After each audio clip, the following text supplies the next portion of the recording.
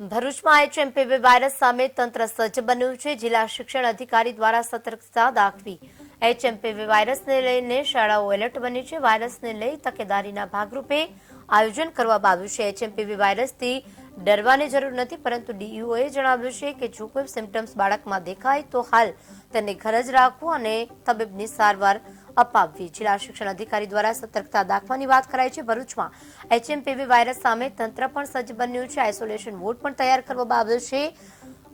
આગામી દિવસોમાં કોઈ પણ વધારે ચેપ લાગે તેવા કિસ્સા બને તો આઇસોલેશન બોર્ડની પણ અલગ સગવડ કરવામાં આવી છે। જિલ્લા શિક્ષણ અધિકારીએ પણ સતર્કતા દાખવી છે અને શાળાઓમાં સૂચન આપવામાં આવ્યું છે કે કોઈ પણ બાળકને શરદી, ઉધરસ, તાવ જેવા સિમ્પટમ્સ દેખાય તો તેને રજા આપી દેવી અને વાલીઓને પણ ખાસ સાવચેત રહેવા માટે કહેવાયું છે।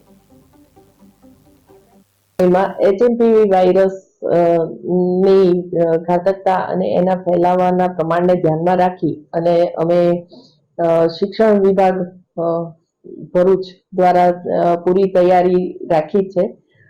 રાજ્યમાંથી જેવી એડવાઇઝરી જાહેર થશે એ સાથે જ અમે શાળાઓમાં તકેદારીના પગલા લેવા માટે તૈયાર છીએ। બાળકો આગામી સમયમાં બોર્ડની પરીક્ષાઓ શરૂ થવા જઈ રહી છે। બાળકોની પ્રિલિમ પરીક્ષાઓ પણ ચાલુ થવાની છે।